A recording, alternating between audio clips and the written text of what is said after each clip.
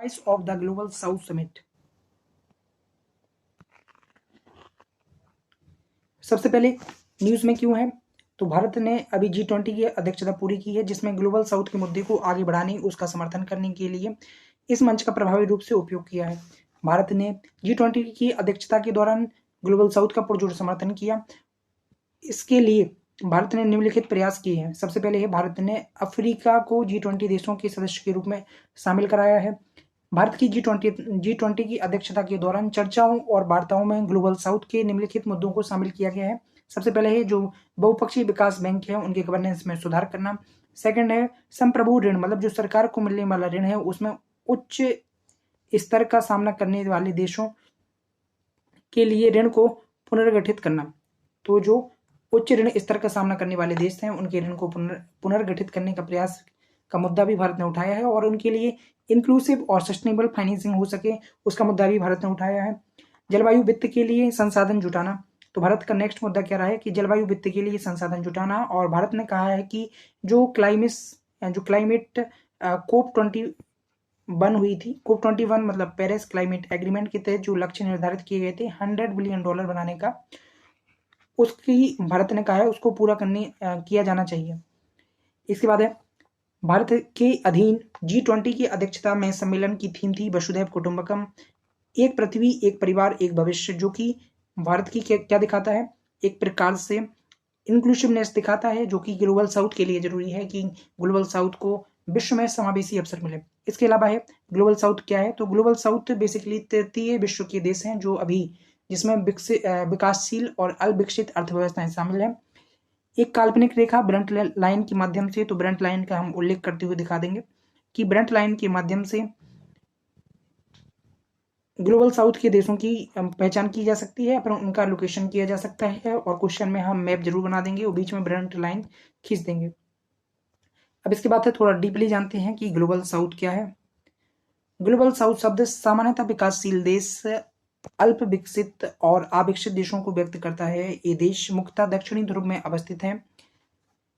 इनमें Africa, Asia तथा Latin America की जो अल्प विकसित और अविकसित देश हैं वो शामिल हैं। इसी तरह संयुक्त राज्य अमेरिका, कनाडा, यूरोप, रूस, ऑस्ट्रेलिया, न्यूजीलैंड जैसे आर्थिक रूप से विकसित देश ग्लोबल नॉर्थ का प्रतिनिधित्व करते हैं। ग्लोबल साउथ की अवधारणा का उल्लेख सर्वप्रथम ब्रंट रिपोर्ट के दौरान किया गया था। इस रिपोर्ट में उत्तर और दक्षिण के बीच प्रौद्योगिकी संबंधी प्रगति, सकल घरेलू उत्पाद, जीवन स्तर के आधार पर विभाजन किया गया था। तो हम ग्लोबल साउथ के बारे में लिखेंगे तो हम ब्रंट रिपोर्ट का उल्लेख करते हुए बताएंगे। ब्रंट रिपोर्ट के अनुसार ग्लोबल साउथ के देश प्रौद्योगिकी, GDP और जीवन स्तर की दृष्टि से तुलनात्मक रूप से अल्पविकसित देश हैं। इसमें मुख्यतः दक्षिण गोलार्ध के देश शामिल हैं, जिनमें एशिया, अफ्रीका, लैटिन अमेरिका की अल्पविकसित और विकासशील अर्थव्यवस्थाएं शामिल हैं। ठीक, तो इस तरीके से हम इसको परिभाषित करके थोड़ा इसको बेहतर बना सकते हैं। इसके अलावा ग्लोबल साउथ की चुनौतियां क्या हैं, तो सबसे पहले है वैश्विक मंचों पर कम प्रतिनिधित्व है। उदाहरण के लिए संयुक्त राष्ट्र का स्तर देख सकते हैं, जैसे कि सुरक्षा परिषद में ग्लोबल साउथ को प्रतिनिधित्व नहीं मिला हुआ है।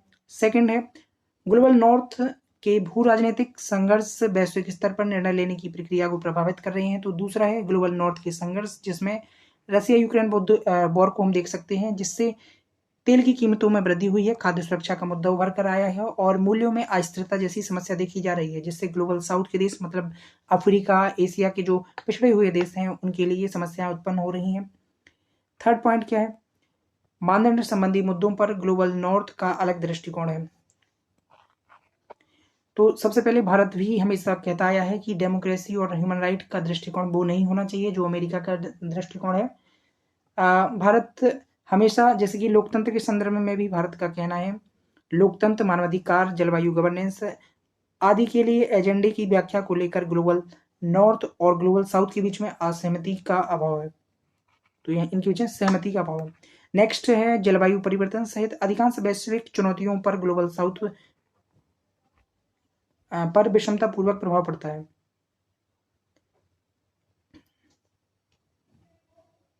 अब हम देखेंगे कि भारत द्वारा हाल ही में जो voice of the global south summit की गई थी उसमें क्या कुछ पॉजिटिव हुआ है। तो global south summit basically G20 जो अध्यक्षता हुई थी उसी के पैरेलल में भारत द्वारा ऑर्गेनाइज की गई थी। तो voice of the global south summit में भारत ने क्या कुछ किया है? वॉइस ऑफ ग्लोबल साउथ के रूप में कार्य करने के लिए भारत के पक्ष में कारक सबसे पहले है, भारत क्यों ग्लोबल साउथ का लीडर बन सकता है? तो सबसे पहला है ऐतिहासिक और दार्शनिक संकल्प, गुटनिरपेक्षता आंदोलन में भारत नेतृत्व करता रहा है। इसके अलावा है वसुधैव कुटुंबकम का दर्शन। तो global voice of global south के रूप में कार्य करने के लिए भारत के पक्ष में कौन कौन से कारक हैं? Factor which increase the role of India as a leader of global south, factor which increase the role of India as a leader of global south. तो कौन कौन से ऐसे फैक्टर हैं? फर्स्ट इज ऐतिहासिक एंड फिलोसॉफिकल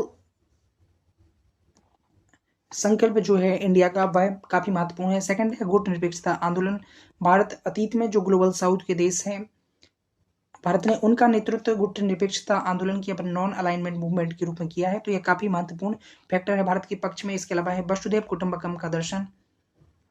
नेक्स्ट है वैश्विक राजनीति में आर्थिक और भू राजनीतिक प्रभाव भी भारत के लिए एक फैक्टर है। इसके अलावा है विकसित और विकासशील विश्व के देशों के बीच सेतु के रूप में विश्व की सबसे तेजी से बढ़ती अर्थव्यवस्थाओं में से एक है।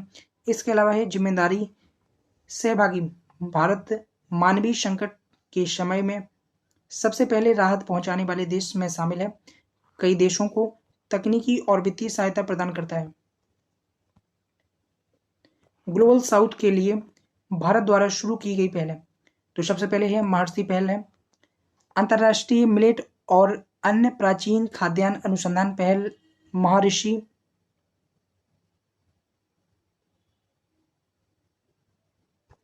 इसके माध्यम से वैश्विक खाद्य सुरक्षा को बढ़ावा देने के लिए भारत कार्य कर रहा है। नेक्स्ट है global south centre of excellency, इसे विकास हेतु समाधान खोजने व शोध करने के लिए स्थापित किया गया है। Global south science and technology पहल, इसके तहत अंतरिक्ष प्रौद्योगिकी, एटॉमिक एनर्जी जैसे क्षेत्रों में भारतीय विशेषज्ञता को साझा किया जाएगा। इसके अलावा global south young diplomats forum, इसका काम ग्लोबल साउथ की कूटनीतिक और राजनयिक बातें हैं में समन्वय स्थापित करना है। Global south scholarship for student, उच्च स्तर की शिक्षा प्राप्त करने के लिए भारत इसके तहत विकासशील देशों को स्कॉलरशिप देता है। इसके अलावा है G20 उपग्रह मिशन, इसके तहत जलवायु और मौसम संबंधी महत्वपूर्ण डेटा को साझा करने हेतु पर्यावरण एवं जलवायु का पर्यवेक्षण किया जाता है। इसके बाद है भारत स्वयं को ग्लोबल साउथ के नेतृत्वकर्ता के रूप में कैसे स्थापित किया है भारत ने, अभी तक कौन कौन से भारत के कदम रहे हैं, ठीक, और भारत भविष्य में कैसे इस चीज को बढ़ा सकता है। भारत ने ग्लोबल साउथ को प्रभावित करने वाले वैश्विक संकट की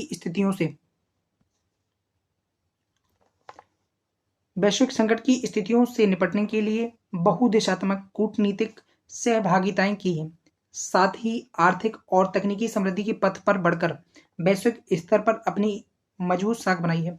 उदाहरण के लिए वैक्सीन मैत्री पहल, तो वैक्सीन मैत्री पहल जो कि कोविड काल की संकटपूर्ण स्थिति थी, भारत ने वहां पर अन्य देशों के हितों को पूरा करने के लिए अपनी आर्थिक और तकनीकी समृद्धि थी उसका उपयोग किया है। मतलब भारत की जो वैक्सीनेशन कैपेसिटी है, इट्स मीन भारत में जो 50% वैक्सीन बनती है वर्ल्ड की, उस कैपेसिटी का यूज भारत ने अपने संसाधन अपने देश के लोगों की सुरक्षा के लिए तो किया ही, और उससे आगे बढ़कर दूसरों के हितों के लिए भारत ने उस चीज को साझा किया। जबकि जो विकसित देश थे वह क्या कर रहे थे, वैक्सीन नेशनलिज्म की पॉलिसी को फॉलो कर रहे थे। It's mean they are buying too much vaccine and make stock while providing the vaccine to the under developed country, मतलब वो देश खुद का भंडार बनाने में लगे हुए थे कि उनके देश में वैक्सीन की प्रचुर उपलब्धता बनी रही, जबकि जो अल्पविकसित देश थे उनके पास एक भी वैक्सीन नहीं पहुंच पा रही थी। ठीक, तो भारत ने वैक्सीन मैत्री पहल के तहत लगभग 100 से अधिक देशों को टीके उपलब्ध कराए हैं। तो भारत का एक लीडरशिप रोल भी दिखाता है, भारत की सॉफ्ट पावर को भी दिखाता है, ठीक, और भारत का एक रिस्पॉन्सिबल कंट्री के रूप में उभार दिखाता है। भारत हमेशा बोलता है made in India made for the world, तो इसमें भी यही भाव छुपा हुआ है। भारत वैश्विक स्तर पर जलवायु गवर्नेंस के लोकतांत्रिकरण की दिशा में अपना सहयोग दे रहा है। उदाहरण के लिए वार्ताओं में साझा लेकिन विभेदित, भारत ने हमेशा बोला है कि CBDR का समर्थन भारत ने हमेशा किया है। विकसित देशों पर जलवायु वित्त के लिए भारत ने दबाव बनाया है और रिसेंटली भारत ने मांग की है कि जो कोप 21 के तहत निर्धारित किया गया $100 बिलियन का प्रतिवर्ष जो वित्त उपलब्ध कराने की बात की गई थी, कहीं ना कहीं उसको पूरा किया जाना चाहिए। और भारत ने यह भी उठाया है कि यदि विकसित देश भारत जैसे देशों से या फिर विकासशील देशों से जो क्लाइमेट गोल है उनका पूरा करने की बात कर रहे हैं, तो विकसित देशों को फर्स्टली प्रति वर्ष $1 ट्रिलियन किसी न किसी तरीके से जुटाकर देना होगा, तभी आप इस प्रकार की अपेक्षा रख सकते हैं। इसके अलावा भारत बहुपक्षीय संस्थानों को अधिक समावेशी बनाने के लिए उनमें सुधार का पुरजोर समर्थन कर रहा है। उदाहरण के लिए संयुक्त राष्ट्र सुरक्षा पहल, संयुक्त राष्ट्र सुरक्षा परिषद में स्थायी सदस्यता की विस्तार की मांग करना, यह लोकतांत्रिक और मानवाधिकार जैसे मानदंड संबंधी मुद्दों का वैकल्पिक दृष्टिकोण भी प्रदान करता है भारत।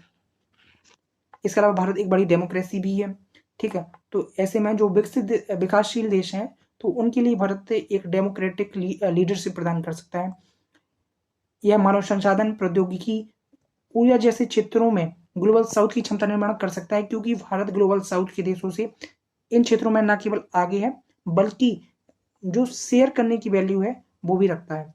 उदाहरण के लिए भारत ने हाल ही में संयुक्त राष्ट्र क्षमता निर्माण पहल की शुरुआत की है। तो भारत ने हाल ही में संयुक्त राष्ट्र क्षमता निर्माण पहल की शुरुआत की है। इसके तहत क्षमता निर्माण और प्रशिक्षण कार्यक्रम आयोजित किए जाएंगे। इन कार्यक्रम के माध्यम से ग्लोबल साउथ के भागीदार देशों के साथ भारत के विकास संबंधी अनुभवों, सर्वोत्तम पद्धतियों और विशेषज्ञता को साझा किया जाएगा। यह सहयोगात्मक संवाद के लिए एक मंच प्रदान करता है। उदाहरण के लिए जनवरी 2023 में भारत ने global voice of global south summit आयोजित की थी। मतलब भारत हमेशा से क्या कर रहा है, जो ग्लोबल साउथ है उसके लिए भारत ने एक संवाद के लिए मंच उपलब्ध कराने की कोशिश की है। तो इस दिशा में भारत ने क्या किया था, 2023 में voice of global south summit का भारत ने स्टार्ट किया था। इसके अलावा ग्लोबल साउथ के नेतृत्व करने में भारत की समक्ष चुनौतियां क्या है, तो सबसे पहले है राष्ट्रीय हितों को संतुलित करना। जैसे कि हाल ही में चावल निर्यात पर भारत ने प्रतिबंध लगाया, क्योंकि भारत में भी चावल की कमी हो रही थी। इस कदम की जो अन्य ग्लोबल साउथ के देश हैं उनने आलोचना की, क्योंकि अन्य जो ग्लोबल साउथ के देश हैं उनके समक्ष फूड सिक्योरिटी का इशू उभर कर आ गया था, ठीक है। तो फूड सिक्योरिटी के लिए भारत के जो सहयोगी देश हैं उनने ही भारत की बुराई की, क्योंकि भारत ने चावल निर्यात पर प्रतिबंध लगा दिया। तो इस हिसाब से राष्ट्रीय हितों को प्रति संतुलित करना पहला चैलेंज है भारत के पास, कि ग्लोबल साउथ के हित और भारत के नेशनल इंटरेस्ट इनके बीच में आपस में कॉन्फ्लिक्ट ना हो।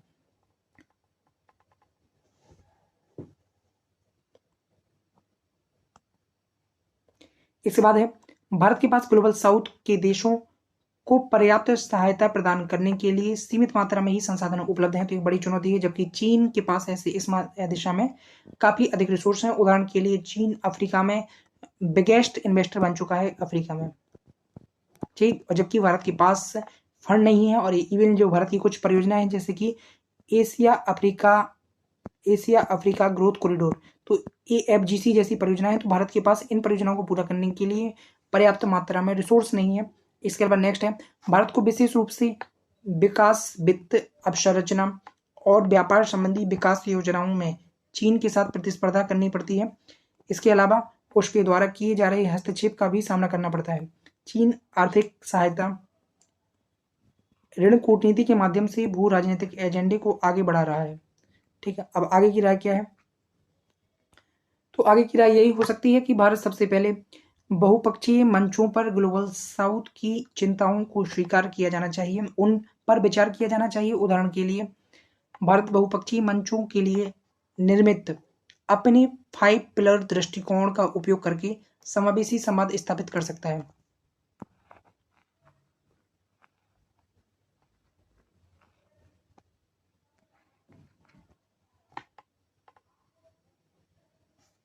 और भारत के 5 पिलर दृष्टिकोण क्या है,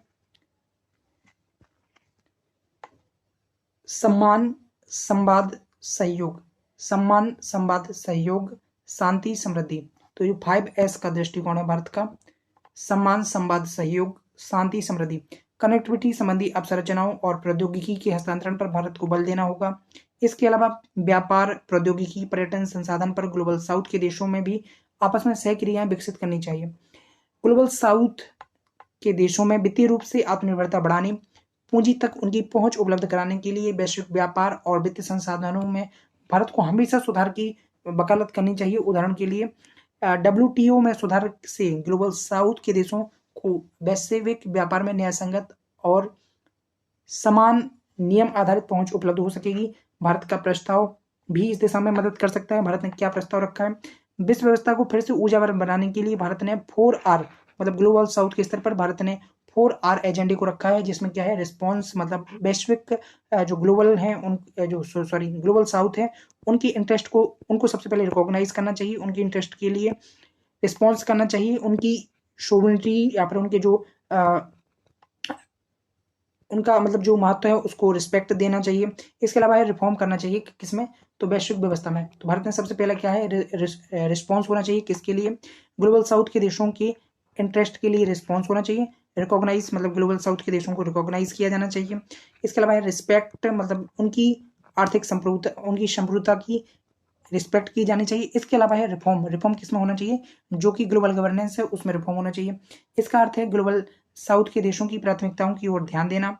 सेकंड है साझा लेकिन विभेदित उत्तरदायित्व के सिद्धांत के आधार पर वैश्विक चुनौतियों का हल निकालना, सभी देशों की संप्रभुता का सम्मान करना, मतभेदों और विवादों का शांतिपूर्ण तरीके से समाधान करना, संयुक्त राष्ट्र सहित अंतर्राष्ट्रीय संस्थाओं को अधिक प्रासंगिक बनाने के लिए उनमें सुधार करना।